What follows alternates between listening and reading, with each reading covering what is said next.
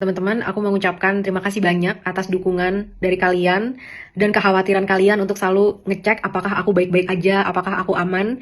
Dan bahkan kadang-kadang kalau aku nggak ngepost story atau nggak ngepost reels gitu ya, teman-teman langsung kayak apakah ini aman nggak? Dan kalian mulai kontak ke orang-orang terdekat aku gitu. Aku merasa sangat terharu ya dan merasa sangat disayang gitu sama kalian semua. Jadi terima kasih banyak atas kasih sayang itu, terasa sangat hangat di hati aku. Hari ini aku udah bertapa. Aku udah melakukan meditasi. Jadi biasanya kalau aku untuk menetralkan lagi energi-energi dan lain sebagainya, aku akan pergi ke alam, ke hutan, dan aku akan jalan-jalan, aku akan ngobrol sama diriku dan lain sebagainya. Nah, aku mau sharing aja nih sama kalian gitu dari hasil renungan aku gitu ya hari ini, teman-teman.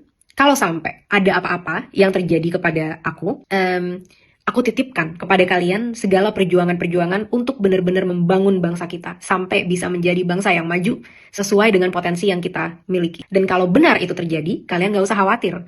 Karena aku akan merasa sangat bangga dengan diriku karena aku berhasil sampai akhir nafasku mempertahankan moral-moral dan prinsip dalam hidupku, yaitu kejujuran dan juga akuntabilitas. Dan bahkan saat ini, aku bangga banget bisa ikut menyuarakan keresahan-keresahan yang ada di hati kalian, dan aku diberikan kesempatan karena mungkin aku tidak ada di sana untuk bisa menyampaikan suara itu.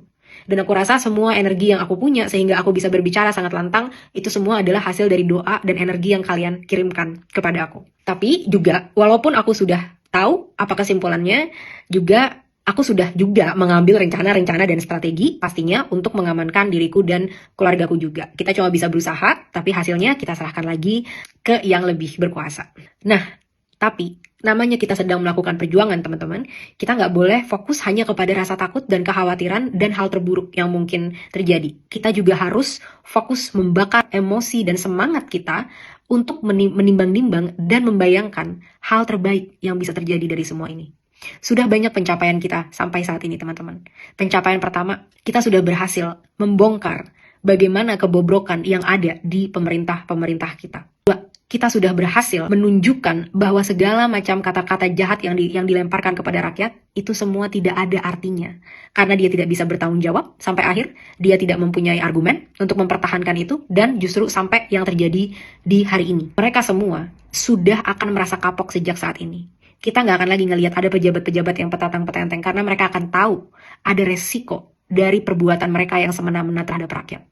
Kita sudah menang di jalan sana. Yang kedua, suara-suara yang telah kita sampaikan juga sudah membawa banyak perubahan. Kapolri, Presiden, semua bergerak cepat untuk mengadili oknum yang telah menghilangkan nyawa pahlawan demokrasi kita, Afan. Mungkin pengadilannya memang tidak sesuai dan lain sebagainya, tapi mereka sudah bertindak cepat. Setidaknya. Yes, masih bisa lebih baik lagi, tapi setidaknya mereka sudah bertindak cepat. Ketiga, aku melihat beberapa hari ini, pemerintah lebih cepat dibandingkan beberapa tahun ini ya. Karena mulai tuh, oh iya tiba-tiba fraksi ini, fraksi itu menyetujui penghapusan tunjangan-tunjangan dan lain sebagainya. Kemana aja mereka semua? Karena apa? Perubahan hanya bisa terjadi saat terus kita tekan dan ada konsekuensi kalau mereka tidak melakukannya. Jadi, teman-teman, bayangkan kalau ini memang benar-benar diimplementasikan, kita membawa perubahan yang sangat besar untuk hidup kita dan juga generasi mendatang. Dan tidak akan berhenti sampai di sini. Kita akan terus melanjutkannya. Jadi, jangan khawatir. Apapun yang akan terjadi, apapun yang terjadi kepada aku, mungkin atau siapapun, ya semoga nggak keluarga ya, apapun yang terjadi kepada aku titipkan perjuangan ini kepada kalian. 280 atau 290 juta masyarakat Indonesia, lanjutkan perjuangan aku. Dan jangan pernah kita jadi lagi generasi-generasi yang mau melakukan praktek korupsi, yang mau merampok rakyat, yang gila hormat, yang arogan, yang budayanya sangat feodal dan selalu minta dihormati.